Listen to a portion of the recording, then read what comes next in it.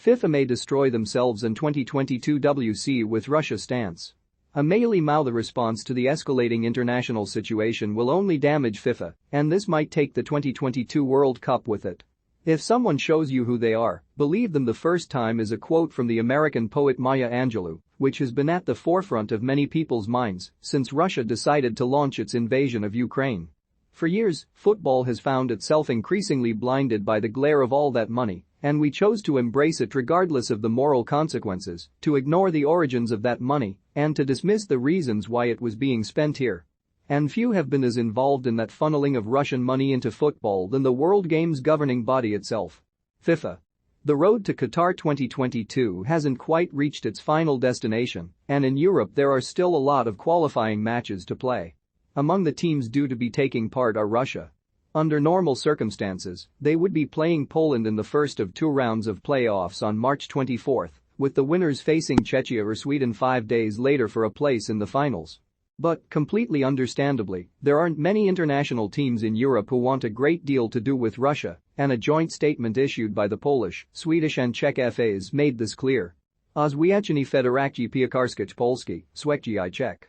Wisej, https://t.co/fnxjusapik.twitter.com tc905pop02, pzpn, @pzpnpl. February 24, 2022. It took FIFA 5 days from the start of the invasion to make an announcement that caused understandable outrage around the world. The match between Poland and Russia would go ahead, but at a neutral venue and with no spectators. Russia would also have to play under the name of the Football Union of Russia, RFU. No Russian flag would be flown, nor would the anthem be played. They added that they would be willing to consider further actions, including expulsion from the World Cup, should the situation not be improving rapidly. They said they had already been in dialogue with the Polish FA about the match, having taken good note of the positions expressed via social media. Well, evidently they hadn't taken enough note of the positions expressed via social media, because the Polish FA issued a further statement almost immediately upon FIFA's acquiescence, in which they further lambasted the governing body over their lack of meaningful action. FIFA's decision today is unacceptable to us, they said, adding. In the situation of war in Ukraine, we are not interested in the game of appearances. Our position remains unchanged. The national team Polish will not play against Russia in the playoff match, regardless of the name of the Russian team. Opposition has continued to swell elsewhere, too, with the English FA issuing a statement in which they said, "The FA can confirm that we won't play against Russia in any international fixtures for the foreseeable future." The Football Association of Wales followed suit, while Noël Le Gret, head of the French Football Federation, told Le Parisien. The world of sport, and especially football, cannot remain neutral. I certainly would not oppose the expulsion of Russia. FIFA, for their part, have only been able to offer the retort that they are continuing to monitor the situation. This is clearly an untenable position for FIFA to cling onto. What happens if, or when, these three nations refuse to play Russia in the playoffs? Does the Football Union of Russia get a free pass to the finals? And if so, do they seriously think for one single second that even the amount of unhappiness at this tournament being played in Qatar won't be dwarfed by the scale of anger at Russia being allowed to compete?